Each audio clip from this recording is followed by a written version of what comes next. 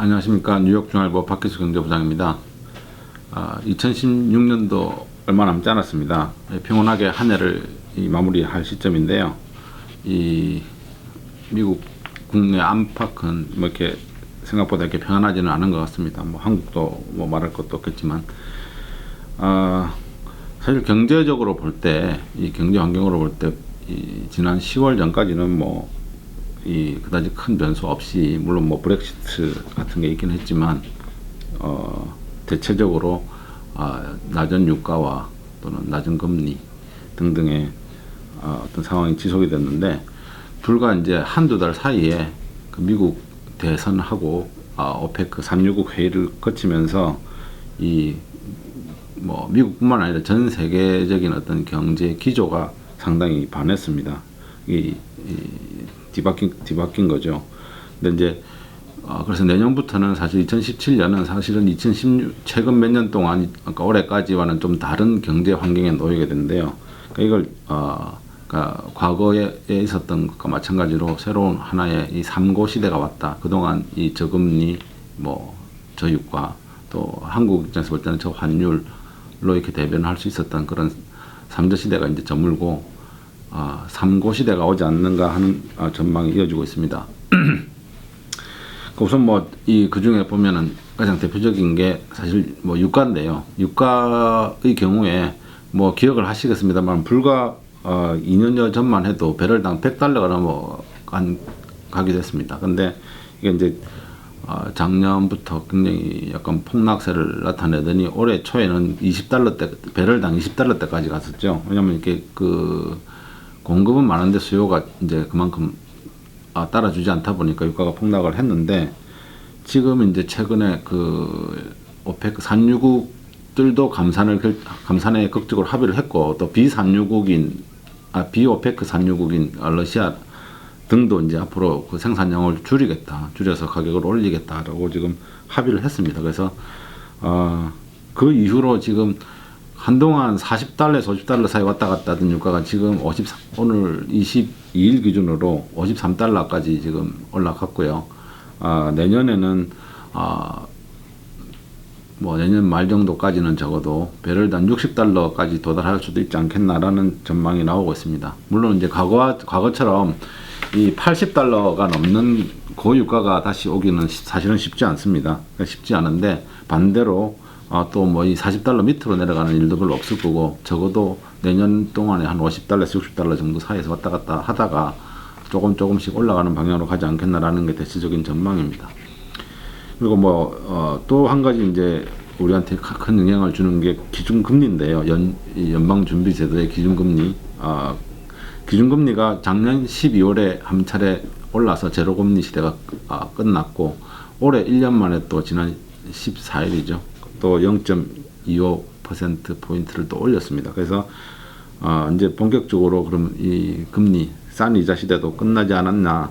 특히 이제 내년에도 아마 최소한 2차례, 보는 전문가들마다 좀 다릅니다만 2차례 내지는 3차례는 할 거다. 그러니까 적어도 2차례 이상, 아마도 3차례 정도 이 금리가 0.25%포인트씩 계속 오를 거라는 전망을 하고 있습니다. 그래서 금융위기 이후에 8년 정도 지속됐던 이 초저금리 시대가 사실상 끝났다고 보면 됩니다. 이제 여기서 또 한 가지 또 주목할 거는 이 한인들한테 특히 영향을 많이 미치는 내용이 되겠지만, 환율도 요즘 오르고 있습니다. 한동안 $1,200 밑으로 내려간 지가 지금 한 9개월 이상 되는데, $1,100 선까지 좀 위협할 정도로 이렇게 환율이 많이 떨어졌었는데, 특히나 이제 이 트럼프가 대통령에 당선된 뒤로는 강달러 현상이 좀 더 심해져 가지고 지금 그 뒤로는 계속 오르고 있습니다. 지금 선거 물론 하루 이틀 조정하는 날들은 있었지만, 그래서 지금 매매 기준율이라는 게 있는데, 어쨌든 매매 기준율 기준으로 22일 서울 외환시장에서 1,204원을 기록했습니다. 1,204원 50전. 그래서 이 9개월 여 만에 처음으로 이제 $1,200, 그러니까 $1가 1,200원이 넘는 상황이 다시 또 그랬는데, 또 외환 전문가들은 이게 내년 말 정도 되면 1,300원까지도 올라갈 수 있다라고 지금 보고 있습니다. 그러니까 한동안은 또 환율도 결국 고환율을 유지하지 않겠나라는 게 내년 전망입니다. 그럼 뭐 이런 현상들을 볼 때 과연 이런 이 삼고 시대라는 게 나한테 어떤 영향을 미치느냐라는 거는 또 한번 생각해 볼 문제인데요.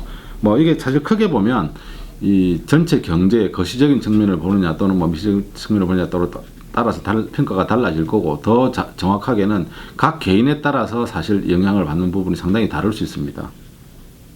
뭐 유가라는, 근데 특히 그 중에 유가 같은 경우는 모든 사람들이 다 이제 이 소위 말하는 휘발유 내지는 뭐 히링 난방유라든지 다 쓰기 때문에 유가 자체가 결국 영향을 안 미치는 경우는 거의 없습니다. 뭐 하다못해 대중교통 요금이나 뭐 항공 요금도 오를 거고, 유가가 올라가면 다 영향을 받는데, 사실 소비자들 입장에서는 유가가 싼 게 가처분 소득이 늘어나기 때문에 뭐 차에 기름을 한 번 넣어도 뭐 얼마 좀 덜 들어가고 난방비도 덜 들어갈 거고, 여러 가지 이유로 유가가 낮은 게 좋지만, 사실 이 국가 전체 경제에서 볼 때는 유가가 너무 낮은 건 또 별로 좋지는 않습니다. 에너지 산업 자체가 이렇게 위축이 되고 일자리도 줄고 하기 때문에 유가가 적정선을 유지해야 된다. 그 적정선은 뭐 사람마다 또 다를 수 있겠지만, 이 뭐 대체로 보면 한 60달러 선, 50에서 60달러 선이 지금 현재로서는 적정선이라고 다들 보고 있습니다.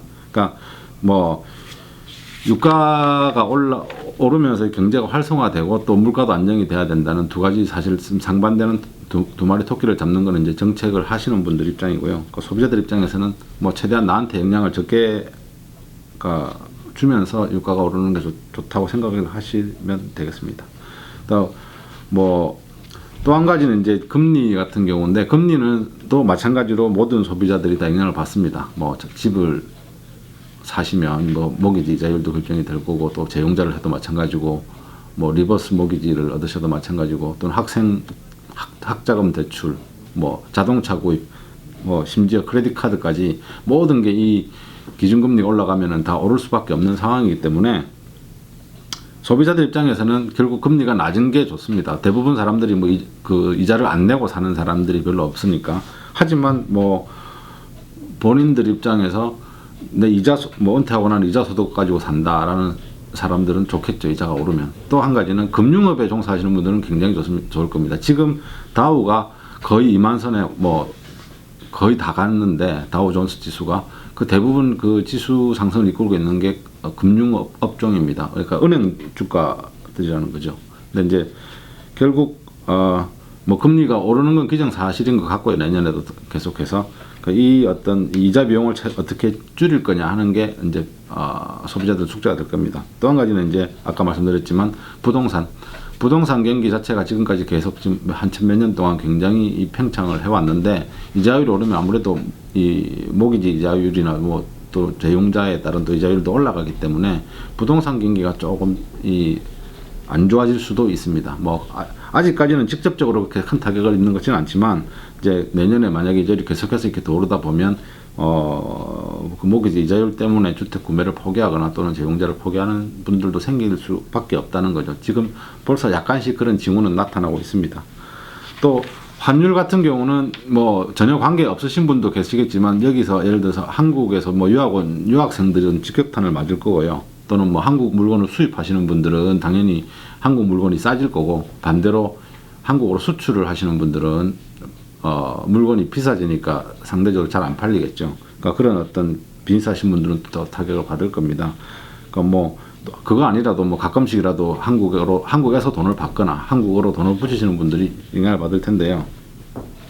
뭐 이런 어떤 이 세 가지 높은 어떤 이 현상은, 그러니까 뭐 저희 유가라든지 금리라든지 환율이 이렇게 높은 거는 어차피 내년에는 지금으로 봐서 어쩔 수 없는 현상으로 지금 평가가 되고 있기 때문에, 결국 뭐 이게 좋다 나쁘다를 떠나서 그거는 뭐 사람마다 달라질 수밖에 없는 거니까, 결국 본인들이 지금부터 거기에 맞는 어떤 경제 이 계획을 세우셔야 되는 게 아닌가. 비즈니스 하시는 분들도 그렇고 가게 하시는 분들도 그렇고, 이게 뭐 낮아지기를 기다린다는 거는 지금 볼 때는 조금 어려울 것 같고, 그게 언제까지 갈 거냐 하는 거는 또 이견이 있습니다만은, 적어도 뭐 내년은 확실하고 내후년까지도 갈 수 있다고 보여지기 때문에, 당분간은 요 높아진 금리, 높아진 유가, 높아진 환율에 맞춰서 계획을 세우시는 게 좋을 거라고 생각드립니다. 예, 감사합니다.